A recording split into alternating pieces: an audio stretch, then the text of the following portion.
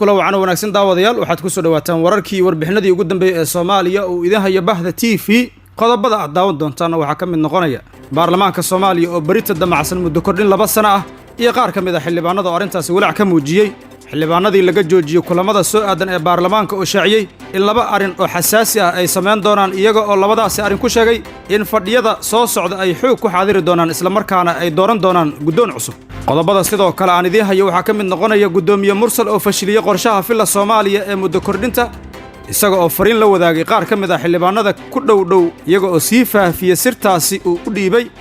gudoomiye Mursal qodobada sidoo kale aad daawan doontaan waxa ka mid noqonaya Cumar Cabdirashiid oo codsaday in cunuqabateen la saaro Axmed Madoobe iyo Siciid Cabdullaahi Dani haddaba maxay tahay sababtu waan idin hayaa qodobadaas iyo qodobo kale oo aan idin qarinayo ayaa saaxiibayaal ku maqli doontaan wararkii iyo warbixinadii ugu dambeeyay ee Bahda TV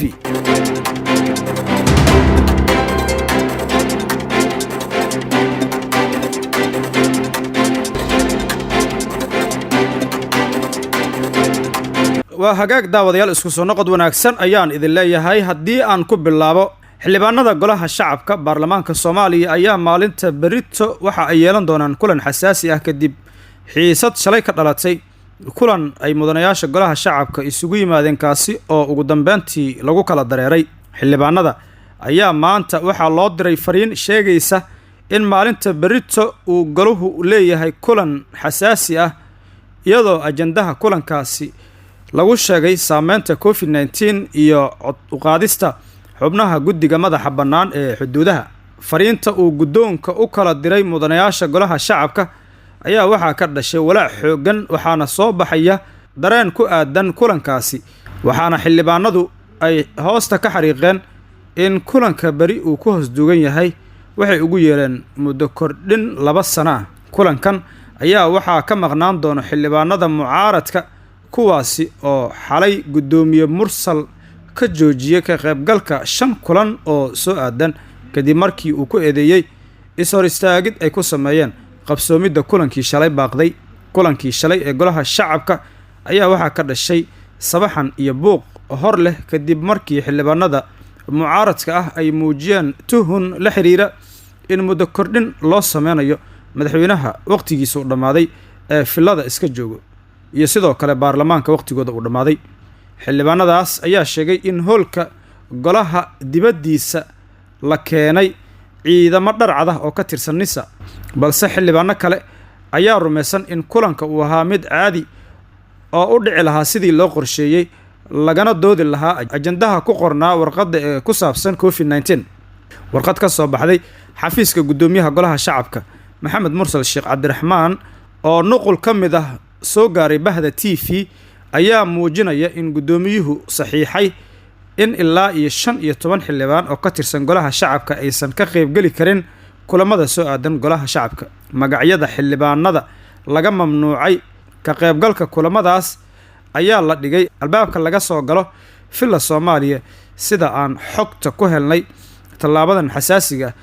ayaa la ogeen awoodda Mursal uu u haysto inuu sidaasi sameeyo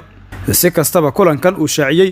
guddoonka golaha shacabka ayaa imaanaya xilli uu sheegay in xubnaha mucaaradka aysan ka qayb gali karin waxaana xildhibaanada mucaaradka ay wacad ku mareen inay xaadiri doonaan kulamada golaha midaasi oo dab ku sii shidaysa xiisadda hadda ka taagan dalka wararka baarlamaanka ayaan ku guda jirnaa qaar ka mid ah xildhibaanada ku dhow gudoomiyaha baarlamaanka Soomaaliya Maxamed Mursal Sheekh Cabdiraxmaan ayaa sheegay inuu si ulakac ah u fashilinayo qorshaha muddo kororsiga ee uu ku cadaadinayo madaxweynaha waqtigiisa u dhamaaday ee Maxamed Cabdullaahi Farmaajo xildhibaanadan oo codsaday in magacyadooda aan la shaacin ayaa waxa ay sheegeen in Mursal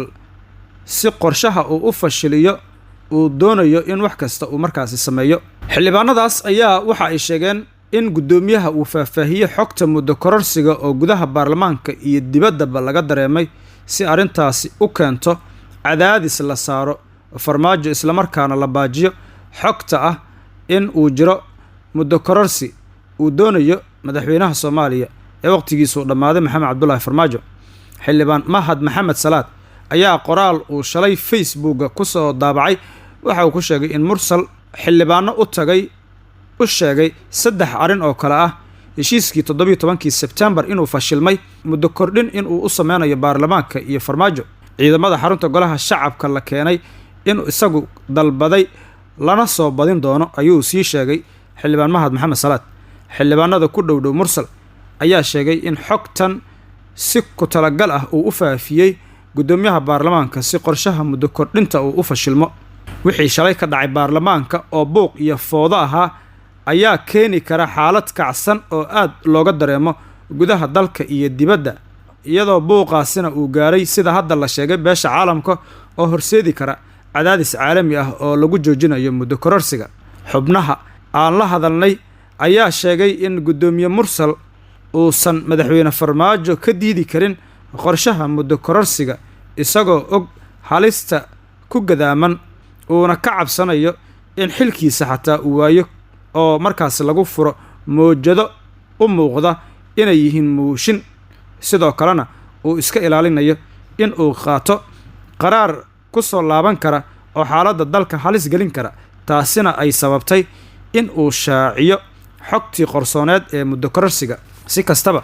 waxaa jira laba arrin oo shaki gelinaya sheegashada xildhibaanada raacsan mursal, kuwaasi oo muujinaya in mursal uu raali ka yahay waxna uu ka og yahay qorshaha muddo kordhinta, isaga oo sheegay in qodobadaasi ay kala yihiin inuu ogaaday in ciidamo dharcad ah la keeno xarunta baarlamaanka si loogu cabsigeliyo xildhibaanada diidan mooshinka, kuna hanjabay inuu markaasi badin doono maalmaha soo socda kulamada. gudoomiye mursal ayaa xogta kale ee laga helay waxaa ka mid ah in xalay uu soo saaray warqad uu 15 xildhibaan uga mamnuucay kulamada baarlamaanka ilaa iyo 5 fadhi oo soo aadan xildhibaanadaas oo ahaa kuwii fashiliyey qorshaha muddo kordhinta. hase yeeshee waxaa la sheegayaa xildhibaanadaas haddii ay ka maqnaadaan maalmaha soo aadan kulamadaasi isdaba joog ah uu shaaciyey mursal in baarlamaanka wax walba laga filan karo, isla markaana farmaajo 2 sano markaasi garka loo gelin doono oo dalka uu ku sii maamulo. haddaba warqaddii fadhiyada baarlamaanka looga joojiyey waxaa ka hadlay xildhibaano dhowra. haddii aan ku hormaro cabdulaahi maxamed nuur iyo mahad maxamed salaad oo ka mid ah 15 xildhibaan oo gudoomiyaha baarlamaanka soomaaliya uu sheegay inuu ka mamnuucay kulamada baarlamaanka, ayaa jawaab ka bixiyey tallaabada uu qaaday maxamed mursal ayaa qoraal uu xalay soo saaray waxa uu ku sheegay in 15 xildhibaan aysan ka qaybgeli karin 5 kulan ay soo socda baarlamaanka soomaaliya, isaga oo ku eedeeyey inay foodeeyeen kulankii shalay ee markaasi lagu waday in xarunta uu ka qabsoomo kaa oo looga doodi lahaa ajenda ku saabsan covid-19. xildhibaanadaasi waxaa ka mid ah xildhibaan cilmi maxamed nuur, xildhibaan xuseen qaasim yuusuf iidow, xildhibaan mustaf sheekh cali dhuxulow, xildhibaan cabdulaahi maxamed nuur.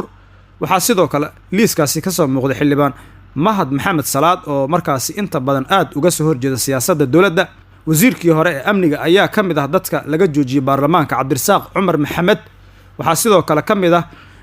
xildhibaanada laga joojiyey maxamuud cabdiraxmaan beenabeene, maxamed cali cumar, faysal cabdulla guuleed, cabdulaahi yuusuf xasan alankii iyo sidoo kale cabdirashiid maxamed xidig oo ka mid ah mudanayaasha baarlamaanka soomaaliya ee laga soo doorto deegaanada jubbaland. waxaa ka mid ah xildhibaanada kale oo liiskan ka soo muuqday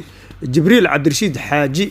maxamed axmed abtidoon, xildhibaan sidiiq xirsi warfaa, wasiirkii hore ee shaqada iyo shaqaalaha, iyo xildhibaan xasan cabdi ismaaciil xasan yare oo ah xildhibaankii dhowr jeer oo hore farmaajo oo ka qudbeynaya baarlamaanka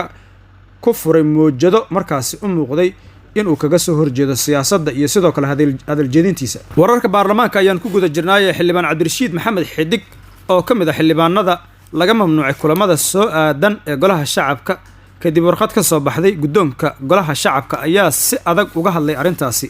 xidig oo la hadlay laanta afka soomaaliga ee BBC-da ayaa sheegay in isaga iyo 14 xildhibaan oo kale ay arkeen warqadda uu soo saaray gudoomiye mursal, balse waxa uu tilmaamay inaysan saameyn iyo sidoo kale wax micno ah aysan ugu jirin kulamada baarlamaanka ee laga joojiyey. warqadda waan aragnay, laakiin maahan warqad micno sameynaysa oo naga joojin karta kala fadhiyada sida caadiga ahna. baarlamaanka waan xaadiri doonaa, weliba waxaan magacaabi doonaa guddoon cusub. gudoomiyaha iyo ku-xigeenadiisa mahad cawad waxa ay doonayaan in sac baktiyey ay caano ka maalaan, marka hadalkooda wax micnaha ma sameynayo. waana jawaabtii ugu kololeed xildhibaankii ka bixiyey xildhibaanadii laga joojiyey fadhiyada baarlamaanka ee soo aadan. xildhibaanadan ayaa waxaa la sheegay in ay markaasi buuq ku fureen kulankii shalay inkastoo ay jireen xildhibaano kale oo dowladda taageersan oo iyaguna halkaasi buuq ka sameeyey balse guddoomiyaha baarlamaanka uusan wax tallaabaha ka qaadin ugu dambeyn waxa uu hoosta ka xariiqay in ay qabsan doonaan ka xildhibaan ahaan shir gaar ah islamarkaana ay ku dooran doonaan guddoon cusub sida uu hadalka u dhigay si kastaba arrintan ayaa ka dambeysay kadib markii shalay kulanka golaha shacabka ay is-horistaag ku sameeyeen xildhibaanada mucaaradka kuwaasi oo tuhmay in ay jirtay arrin ku hoos duugan ajandihii shalay oo ah in waqti loo kordhinayo dowladda ugu dambeyn ra-iisul wasaarihii hore ee Soomaaliya Cumar Cabdirashiid Cali Sharmaarke oo haatan ka tirsan senatarada golaha aqalka sare ee baarlamaanka Soomaaliya ayaa ka hadlay ismariwaaga ka taagan arrimaha doorashooyinka ee 2022 Cumar Cabdirashiid ayaa shaaca ka qaaday in loo baahan yahay in meel looga soo wada horjeesto kuwa diidan heshiiskii 17 September ayna tahay in la cunaqabateeyo senatarka ayaa ku eedeeyay inay dalka u horseedeen xasilooni darro siyaasadeed iyo in dib loogu noqdo colaadihii sokeeye ee foodada xambaarsanaa ayuu markaasi sheegay Cumar Cabdirashiid Cali Sharmaarke sidoo kale waxa uu hoosta ka xariiqay in kaliya xaaladda adag ee dalka lagu wajihi karo in looga gudbo si isku duubni ah sidoo kalena meel looga soo wada horjeesto Axmed Madoobe iyo Siciid Cabdullaahi Deni oo uu sheegay in ay cunaqabateen ku noqdeen geedi socodka siyaasadda dalka si kastaba hadalkan ka soo yeeray ra'iisul wasaarihii hore ee dalka Cumar Cabdirashiid Cali Sharmaarke ayaa ku soo aadaya iyadoo dowladda federaalka Soomaaliya iyo dowlad goboleedyada qaar iyo mucaaradka ay si weyn markaasi isugu hayaan hanaanka doorashada dalka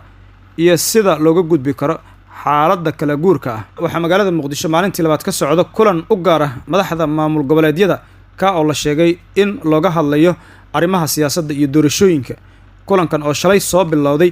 ayaa waxaa la sheegayaa in maanta uu ku biiri doono guddoomiyaha aqalka sare ee baarlamaanka Soomaaliya sidoo kale waxaa la filayaa in kulankaasi uu sidoo kale berito ku biiri doono ra'iisul wasaaraha xukuumadda Soomaaliya Maxamed Xuseen Roble madaxdaasi ayaa ka hadli doona sidii ajanda mideysan ay ula tagi lahaayeen kulanka guud oo dhawaan lagu balansan yahay inuu ka furmo xerada aadka loo adkeeyo ammaankeeda ee Xalane guud ahaana daawadayaal wanaag inta wararkii warbixinadii ugu dambeeyay ee Soomaaliya